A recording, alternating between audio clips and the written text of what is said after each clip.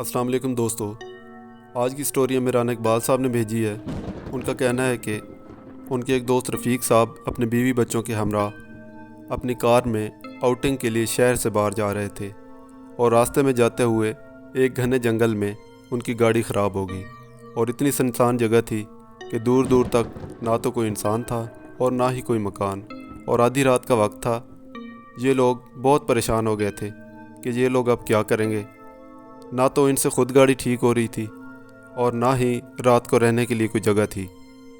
اتنے میں وہاں سے ایک راہ گزر کا گزرنا ہوتا ہے تو یہ لوگ بہت خوش ہو جاتے ہیں کہ چلو کوئی بندہ تو انہیں مل گیا، شاید وہ ان کی کوئی ہیلپ ہی کر دے۔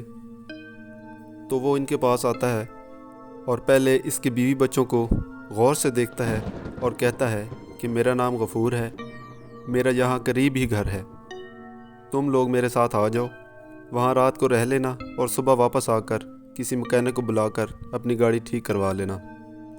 رفیق نے سوچا کہ میرے ساتھ چھوٹے چھوٹے بچے ہیں اور ہم رات کو اس جنگل میں کیسے رہیں گے، اور ساتھ میں بیوی بھی ہے جو کہ پریگننٹ ہے۔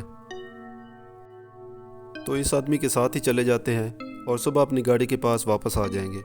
تو رفیق صاحب اپنی فیملی کو ساتھ لے کر اس آدمی یعنی غفور کے ساتھ پیدل چل پڑے، اور 30 منٹ کی مسافت کے بعد ایک گاؤں آ جاتا ہے جہاں پر غفور کا گھر تھا۔ گھر میں داخل ہوتے ہی غفور نے رفیق صاحب کو بتایا کہ اس کے گھر میں اس کے بزرگ والد والدہ رہتے ہیں، اس کے علاوہ 4 دن کا بچہ ہے جو کہ پیدا ہوتے ہی اس کی ماں کی ڈیتھ ہو گئی تھی۔ تو یہ سب لوگ غفور کے بزرگ والدین سے ملے اور بچے کو بھی پیار دیا۔ تھوڑی دیر بعد ان کے لیے کھانا لگ گیا جس میں مختلف قسم کے گوشت اور طرح طرح کے پکوان تھے، یوں لگتا تھا جیسے کوئی بڑی دعوت کا اہتمام کیا گیا ہو۔ کھانا کھانے کے بعد یہ لوگ سو جاتے ہیں اور تھوڑی دیر بعد رات کو اس عورت کی آنکھ کھلتی ہے تو دیکھتی ہے کہ ایک انتہائی لمبی ناک والا آدمی دور سے کھڑا ہو کر اس عورت کی طرف ہاتھ ہلا کر اپنی طرف اشارہ کرتا ہے کہ ادھر آ جاؤ، اور دور کھڑے ہوتے ہوئے اس کا ہاتھ اتنا لمبا ہوتا ہے کہ عورت کے بالکل پاس تک آ جاتا ہے۔ اس عورت کے منہ سے زوردار چیخ نکلی تو غفور ان کے پاس دوڑ کر آیا تو اس عورت کو تسلی دی کہ یہ بندہ پاگل ہے اور اس کی طرف دھیان مت دیں اور آرام سے سو جائیں۔ تو رفیق اور اس کی فیملی پھر سے سو جاتے ہیں۔ دوستو، وہ پاگل بندہ بھی خود غفور ہی تھا۔ صبح یہ لوگ جلدی اٹھ گئے اور غفور کا شکریہ ادا کرتے ہوئے اس سے اجازت لی کہ اب ہمیں جانا چاہیے، کیونکہ ابھی مکینک کا بھی پتہ کرنا ہے تاکہ گاڑی ٹھیک کروا سکیں، تو ہمیں اجازت دیجیے۔ اب یہ لوگ غفور کے گھر سے نکل آئے اور پیدل چلتے ہوئے اپنی گاڑی کے پاس پہنچ جاتے ہیں۔ گاڑی کے پاس پہنچتے ہی رفیق صاحب کی بیوی نے کہا کہ میرے گلے کا لاکٹ جس میں میری اور آپ کی تصویر تھی وہ اسی گھر میں رہ گیا ہے۔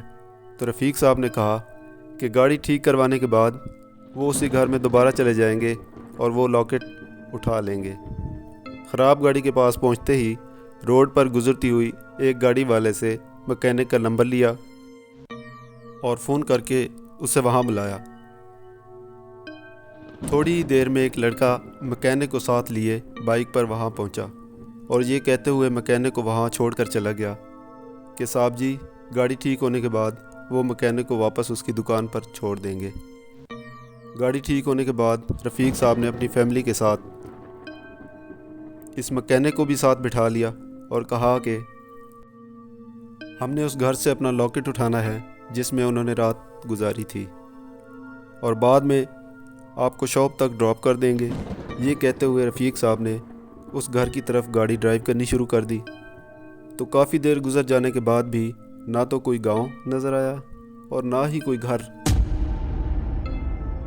مکینک نے بتایا کہ صاحب جی وہ اس ایریا میں 15 سال سے کام کر رہا ہے، یہاں نہ تو کوئی گاؤں ہے اور نہ ہی کوئی گھر، بلکہ جہاں ہم پہنچ چکے ہیں یہاں تو دن کو بھی کوئی بندہ ڈر کے مارے نہیں آتا، رات تو دور کی بات ہے۔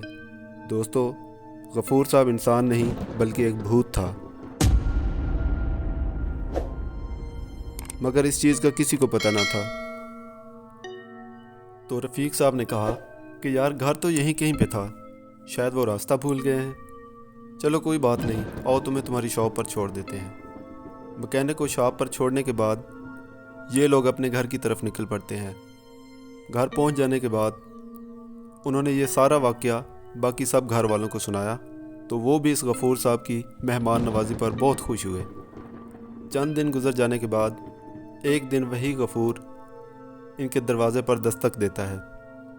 रफ़ीक साहब ने दरवाज़ा खोला तो सामने गफ़ूर साहब इनका लॉकेट लेकर खड़े हुए थे और कहा कि मैं इसी शहर में किसी जगह पर मुलाजमत करता था, पता नहीं क्यों आज उन्होंने मुझे नौकरी से निकाल दिया है और आपका ये लॉकेट मेरे घर में रह गया था, तो मैंने सोचा कि ये लॉकेट आपको देकर ही वापस अपने घर चला जाऊंगा और पूछते पूछते आपके घर तक पहुंचा हूं।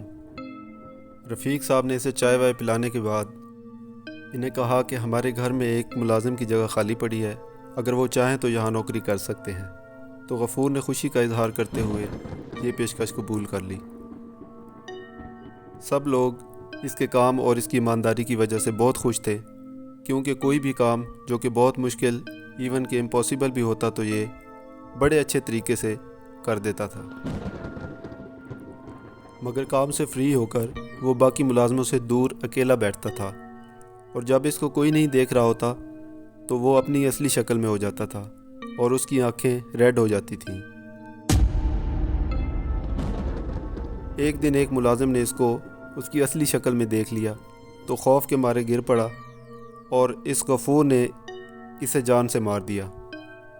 कुछ दिन गुजरने के बाद रफ़ीक साहब की बहन भी गफ़ूर को इसकी असली हालत में देख लेती है, तो वो ये सब कुछ बताने के लिए अपनी भाभी के पास जाती है और उन्हें बताने लगती है और उसके बताने से पहले गफ़ूर इसकी भाभी को साकिन कर देता है और वो अपनी नंद की तरफ देख तो रही होती है मगर अपने कानों से कुछ भी नहीं सुन पा रही होती।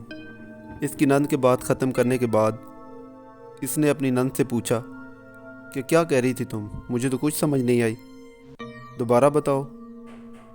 मगर अब गफ़ूर ने इसकी नंद को साकिन कर दिया और फिर हुक्म दिया कि सीढ़ियों से छत पर चली जाए और छत पर जाते ही ये इसको बालों से पकड़कर छत से नीचे फेंक देता है और वो मर जाती है।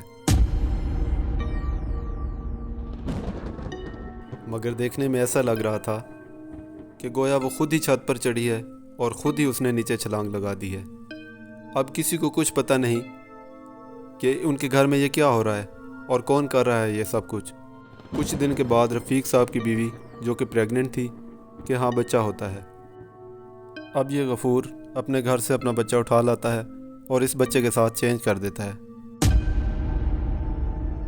और अपना बच्चा इस औरत के पास छोड़कर इसका बच्चा अपने घर ले जाता है और किसी को पता भी नहीं चलता।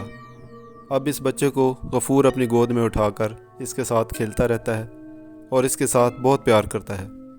एक दिन रफ़ीक साहब की वालदा बच्चे वाले कमरे में आती है तो दंग रह जाती है। वो देखती है कि वो बच्चा और गफ़ूर अपनी असली हालत में होते हैं और गफ़ूर अपनी आँखों से रेड कलर की लाइट्स इस बच्चे की आंखों में डाल रहा होता है।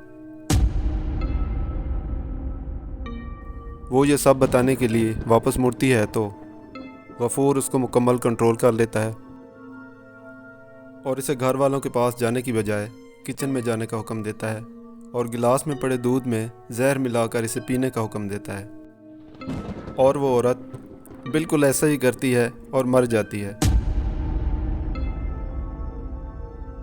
अब रफ़ीक साहब बहुत परेशान थे कि पता नहीं उनके घर में ये क्या हो रहा है। आए रोज़ कोई ना कोई हादसा होता है और एक दिन वो एक कारी साहब से मिले और ये वाक़या शेयर किया तो कारी साहब ने कहा कि कल सुबह की नमाज के बाद मैं आपके घर आऊँगा और अगर मुझे कोई शैतानी चीज़ मिल गई तो मैं उसके ख़िलाफ़ चिल्ला करूँगा। रफ़ीक साहब ने कारी साहब वाली बात घर में बताई तो गफ़ूर भी पास खड़ा सुन रहा था। अगले दिन सुबह की नमाज के बाद कारी साहब ने रफ़ीक साहब के दरवाज़े पर दस्तक दी तो वॉचमैन ने दरवाज़ा खोला तो कारी साहब ने कहा कि रफ़ीक साहब को जाके मेरा बताएं कि मैं आया हूँ। वॉचमैन रफ़ीक साहब को बताने के लिए जा रहा था तो गफ़ूर ने रास्ते में ही वॉचमैन को गले से पकड़ा और उस वक्त छोड़ा कि उसकी जान निकल गई थी और ख़ुद इस वॉचमैन वाला रूप धार कर कारी साहब को जवाब दिया कि रफ़ीक साहब कह रहे हैं कि वो काम अभी नहीं करना। तो कारी साहब हैरान होकर वापस चले जाते हैं। अब जब रफ़ीक साहब ने वॉचमैन का सुना कि वो फौत हो गया है तो रफ़ीक साहब बहुत परेशान हो गए थे। बहुत मसरूफियत की वजह से बहुत दिनों बाद रफ़ीक साहब की कारी साहब से मुलाकात होती है। तो रफ़ीक साहब ने शिकवा करते हुए कहा कि मेरे घर में बहुत परेशानियां चल रही हैं, मगर आपने कहने के बावजूद चक्कर नहीं लगाया। तो कारी साहब ने कहा कि मैं तो उसी दिन आपके घर गया था, मगर आपके वॉचमैन ने मुझे ये कहकर दरवाज़े से ही वापस कर दिया था कि वो काम अभी नहीं करना। तो रफ़ीक साहब बड़े हैरान हुए और कहा कि कारी साहब अभी मेरे साथ मेरे घर चलिए, इससे पहले कि किसी और के साथ ये हादसा पेश आ जाए। तो कारी साहब ने कहा कि आप घर जाइए और मुझे 7 दिन का टाइम दीजिए, मैं एक चिल्ला कर लूँ और फिर आपके घर में आकर ही इस चीज़ का सदेबाब करेंगे। अब 7 दिन का चिल्ला मुकम्मल करने के बाद कारी साहब रफ़ीक साहब के घर आते हैं और अपना काम शुरू कर देते हैं।